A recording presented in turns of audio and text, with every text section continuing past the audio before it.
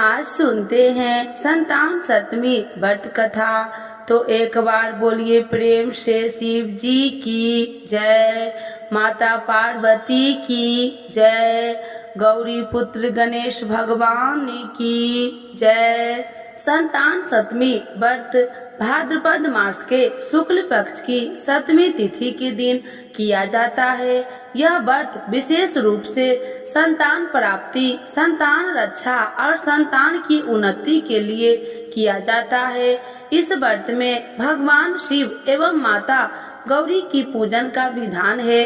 भाद्रपद के शुक्ल पक्ष की सतमी का व्रत अपना विशेष महत्व रखता है। श्री संतान सतमी व्रत कथा के अनुसार एक दिन महाराज युधिष्ठिर ने भगवान से कहा, हे प्रभु, कोई ऐसा उत्तम व्रत बतलाइए जिसके प्रभाव से मनुष्यों के अनेकों सांसारिक क्लेश दुख दूर होकर वे पुत्र एवं पौत्रवान हो जाए। यह सुनकर भगवान बोले, हे राजन, तुमने बड़ा ही उत्तम प्रश्न किया है। मैं तुमको एक पौराणिक इतिहास सुनाता हूँ, ध्यान पूर्वक सुनो। एक समय लोमेश ऋषि ब्रजराज की मथुरापुरी में वासुदेव के घर गए। ऋषि राज को आया हुआ देखकर दोनों अत्यंत प्रसन्न हुए तथा उनको उत्तम आसन पर बैठाकर उनका अनेक प्रकार से वंदना और सत्कार किया। फिर मुनि के चरणोदक से अपने घर तथा शरीर को पवित्र किया। वह प्रसन्न होकर उनको कथा सुनाने लगे। कथा के कहते लोमेश ने कहा कि हे देवकी, दुष्ट दुर्वाचारी पापी कंस ने तुम्हारे कई पुत्र मार डाले हैं, जिसके कारण तुम्हारा मन अत्यंत दुखी है। इसी प्रकार राजा हनुष की पत्नी चंद्रमुखी भी दुखी रहा करती थी, किंतु उसने संतान सतमी का व्रत विधि विधान सहित किया, जिसके प्रताप से उनको संतान का सुख प्राप्त हुआ। यह सुनकर देवकी ने हाथ जोड़कर मुनि से कहा, हे ऋषिराज, कृपा करके आप रानी चंद्रमुखी का संपूर्ण वृत्तांत तथा इस व्रत को विस्तार सहित मुझसे बतलाइए, जिससे मैं भी इस दुख से छुटकारा पा सकूं। लोमेश ऋषि ने कहा, हे देवकी, अयोध्या के राजा हनुष थे। उनकी पत्नी चंद्रमुखी अत्यंत सुंदर थी। उनके नगर में विष्णुगुप्त नाम का एक ब्राह्मण रहता था। उसकी स्त्री का नाम भद्रमुखी था। वह भी अत्यंत रूपवती सुंदरी थी। रानी और ब्राह्मणी में अत्यंत प्रेम था। एक दिन वे दोनों सरयू नदी में स्नान करने के लिए गए। वहां उन्होंने देखा कि अन्य बहुत सी स्त्रियां सरयू नदी में स्नान करके निर्मल वस्त्र पहनकर एक मंडप में शंकर एवं पार्वती की मूर्ति स्थापित करके पूजा कर रही थी। रानी और ब्राह्मणी ने यह देखकर उन स्त्रियों से पूछा कि बहनों, तुम किस देवता का और किस कारण से पूजन व्रत आदि कर रही हो? यह सुनकर स्त्रियों ने कहा कि हम संतान सतमी का व्रत कर रहे हैं और हमने शिव पार्वती का पूजन चंदन अक्षत आदि से षोडशोपचार विधि से किया है। यह सब इसी पुण्य व्रत का विधान है। यह सुनकर रानी और ब्राह्मणी ने भी इस व्रत के करने का मन में ही मन संकल्प किया और घर वापस लौट आई। ब्राह्मणी भद्रमुखी तो इस व्रत को नियम पूर्वक करती रही, किंतु रानी चंद्रमुखी राज मद के कारण कभी इस व्रत को करती, कभी न करती, कभी भूल हो जाती। कुछ समय बाद दोनों मर गई। दूसरे जन्म में रानी बंदरिया और ब्राह्मणी ने मुर्गी की योनि पाई, परंतु ब्राह्मणी मुर्गी की योनि में भी कुछ नहीं भूली और भगवान शंकर तथा माता पार्वती जी का ध्यान करती रही। उधर रानी बंदरिया की योनि में भी सब कुछ भूल गई। थोड़े समय के बाद दोनों ने यह देह त्याग दी। तब इनका तीसरा जन्म मनुष्य योनि में हुआ। उस ब्राह्मणी ने एक ब्राह्मणी के यहाँ कन्या के रूप में जन्म लिया। उस ब्राह्मण कन्या का नाम भूषण देवी रखा गया तथा विवाह गोकुल निवासी अग्निशील ब्राह्मण से कर दिया। भूषण देवी इतनी सुंदर थी कि वह आभूषण रहित होते हुए भी अत्यंत सुंदर लगती थी। कामदेव की पत्नी रति भी उसके सम्मुख लजाती थी। भूषण देवी के अत्यंत सुंदर सर्वगुण संपन्न चंद्रमा के समान धर्मवीर कर्मनिष्ठा सुशील स्वभाव वाले 8 पुत्र उत्पन्न हुए। यह सब शिव जी के व्रत का पुनीत फल था। दूसरी ओर शिव विमुख रानी के गर्भ से कोई भी पुत्र नहीं हुआ।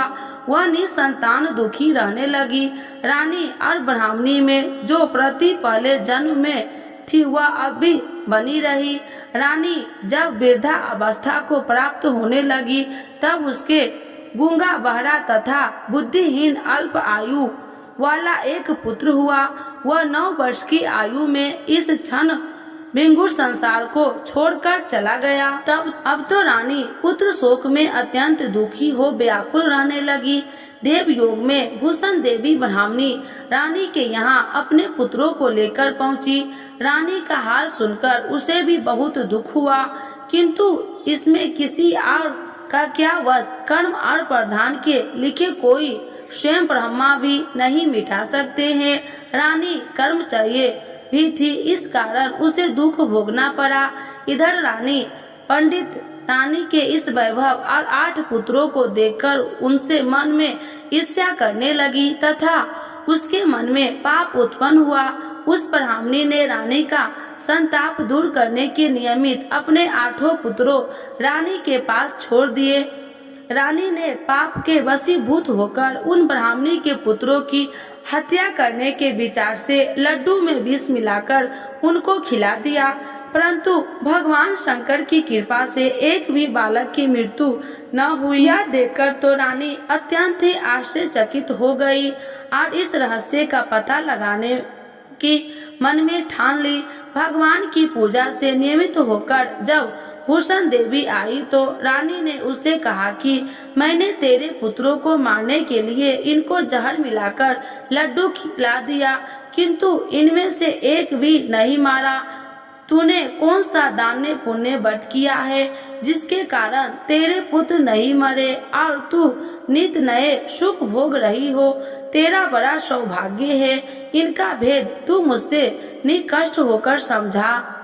मैं तेरी बड़ ऋणी रहूंगी। रानी के ऐसे दिन वचन सुनकर भूषण ब्राह्मणी कहने लगी, सुनो, तुमको 3 जन्म का हाल कहती हूँ, सो ध्यान पूर्वक सुनना। पहले जन्म में तुम राजा हनुष की पत्नी थी और तुम्हारा नाम चंद्रमुखी था, मेरा भद्रमुखी था और मैं ब्राह्मणी थी।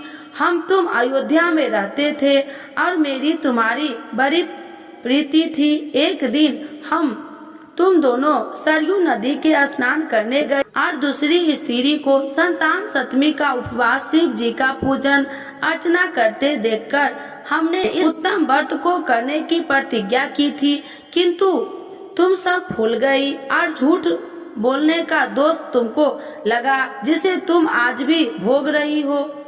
मैंने इस व्रत को आचार विचार सहित नियम पूर्वक सदैव किया और आज भी करती हूँ। दूसरे जन्म में तुमने बंदरिया का जन्म लिया तथा मुझे मुर्गी की योनि मिली। भगवान शंकर की कृपा से इस व्रत के प्रभाव तथा भगवान को इस जन्म में भी न भूली और निरंतर उस व्रत का नियम अनुसार करती रही। तुम अपने बंदरिया जन्म में भी भूल गई। मैं तो समझती हूँ कि तुम्हारे ऊपर यह जो भारी संकट है उसका एकमात्र यही कारण है और दूसरा कोई कारण नहीं हो सकता।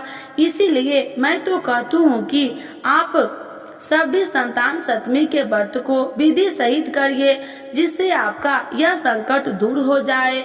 लोमेश ऋषि ने कहा, हे देवकी, भूषण ब्राह्मणी के मुख से अपने पूर्व जन्म की कथा तथा व्रत संकल्प इत्यादि सुनकर रानी को पुरानी बातें याद आ गई और तत्पश्चात करने लगी। तब भूषण ब्राह्मणी के चरणों में पकड़कर क्षमा याचना करने लगी और भगवान शंकर माता पार्वती जी की अपार महिमा के गीत गाने लगी। उस दिन से रानी ने नियम अनुसार संतान सप्तमी का व्रत किया, जिसके प्रभाव से रानी को संतान सुख भी मिला तथा संपूर्ण सुख भोगकर रानी शिवलोक को गई।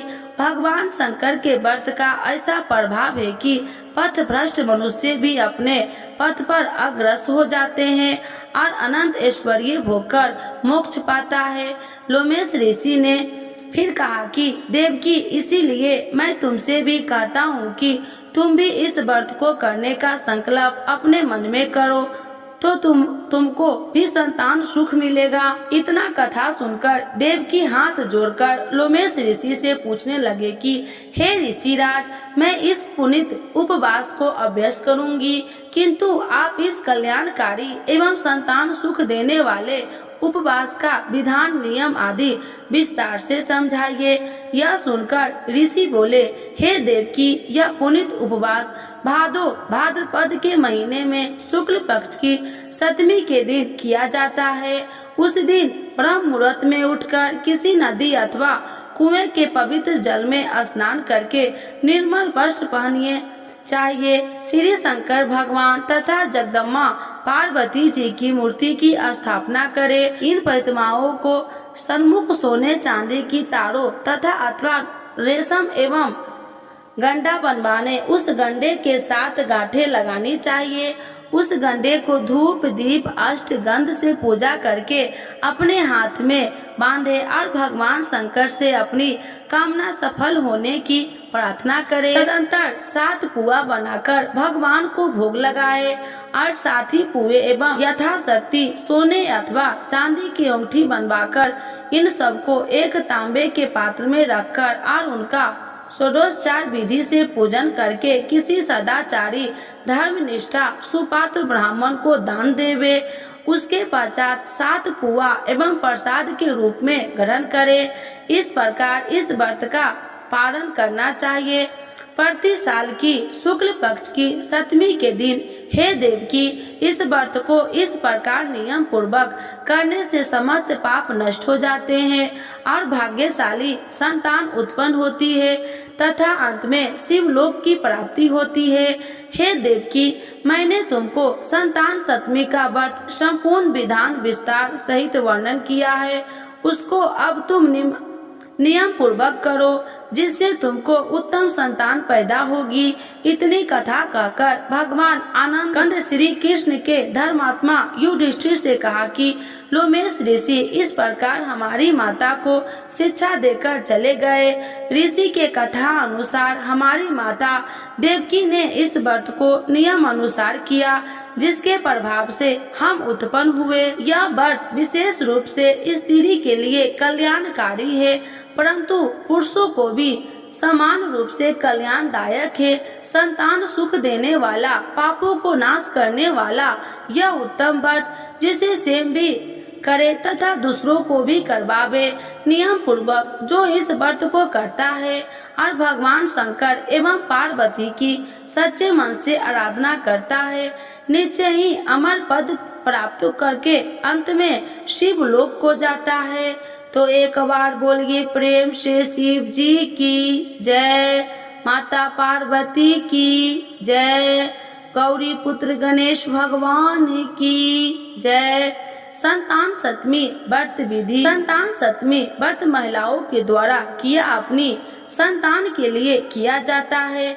इस व्रत को करने वाली माता को प्रातः काल में स्नान और नियम कर नित्य कर्मों क्रियाओं से नियुक्त होकर स्वच्छ वस्त्र धारण करना चाहिए। इसके बाद प्रातः काल में श्री विष्णु और भगवान शिव की पूजा अर्चना करनी चाहिए और सप्तमी व्रत का संकल्प लेना चाहिए।